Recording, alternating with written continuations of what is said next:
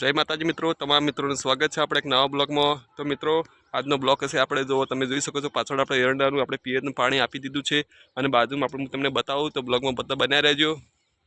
તો મિત્રો આપણે આ વાતનું કેવું છે કે આપણે ટાઈમ એક જો એડજસ્ટ આપણે થતો નહીં, કારણ કે આપણે ખેતીનું અને આપણા બ્લોગનું અને આપણે જે કંપનીમાં નોકરી કરીએ છીએ એનું આપણે સેટિંગ થતું નથી।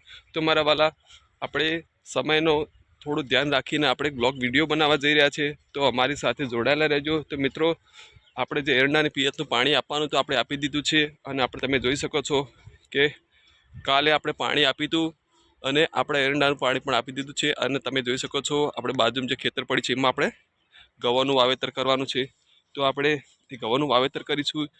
તો બ્લોકમાં બનાવી રહેજો, એ પણ તમને બતાવવા જઈ રહ્યા છે। તો મિત્રો તમે પાછળ જોઈ શકો છો જે આપણે પાછળનું ક્ષેત્ર છે એમાં આપણે ઘઉંનું વાવેતર કરવાનું છે, એ પણ ટૂંક સમયમાં આપણે સેટિંગ કરી નાખશું।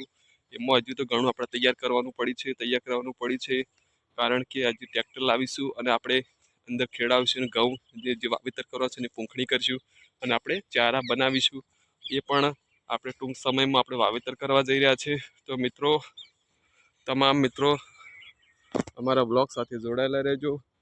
તો મિત્રો આપણે થોડું બે રીતનું સેટિંગ થતું નહીં, કારણ કે આપણે નોકરીનું આપણે સેટિંગ કરવાનું હોય છે અને વ્લોગ વિડીયોનું સેટિંગ કરવાનું, ખેતીનું કરવાનું, ત્રણ ભેળું થયું છે। એટલા માટે મિત્રો આપણે સેટિંગ થતું નહીં, તો આપણે સતાય કરીએ છીએ।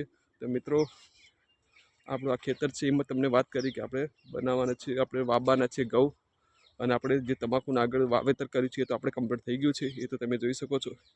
એ ટૂંક સમયમાં એનો કલર બતાવશે। તો મિત્રો તમામ મિત્રો જોડાયેલા રહેજો।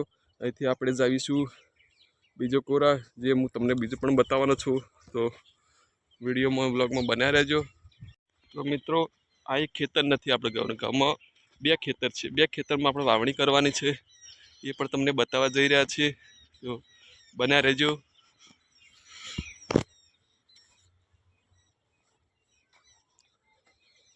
તો આપણે જે કાટખૂણાવાળું ખેતર છે એમાં છે એક થોડું લંબચોરસ જેવું આપણે કાટખૂણો કે એ ખેતર છે એમાં પણ આપણે વાવેતર કરવાના છીએ। તો આપણે ગવાનું જે લંબચોરસ જેવું કહેવાય છે એમાં પણ તમે જોઈ શકો છો, તમને હું બતાવીશ। આપણે જે તમે આગળની જે પાળ જોઈ શકો છો, ઝાડ જોઈ શકો છો, છાપરા જોઈ શકો છો, ત્યાંથી મળી અને આપણે આ જે કહેવાય છે આપણે કાટખૂણાવાળું ક્ષેત્ર એમાં પણ ઘઉંનું આપણે વાવેતર કરવાનું છે। તો મિત્રો તમને આ બધું બતાવી દીધું છે, આપણે જે વાવેતર નેક્સ્ટ પ્રોગ્રામ છે આપણે જે વાવેતરનો એ પણ તમને બતાવી દીધું છે। કાલે આપણે એરંડાનું પિયત આપી દીધું છે, તો એરંડા આપણે કમ્પ્લીટ થઈ ગયું છે। મિત્રો આજનો બ્લોગ આપણે તમને કેવો લાગ્યો તો સૌ પ્રથમ લાઈક કરજો અને બને એટલું શેર કરજો અને અમારી ચેનલને સબસ્ક્રાઈબ પણ કરવાનું ભૂલતા નહીં। તો ચલો આપણે નેક્સ્ટ પ્રોગ્રામ બ્લોગમાં મળીશું। તો જય માતાજી, જય દ્વારકાધીશ।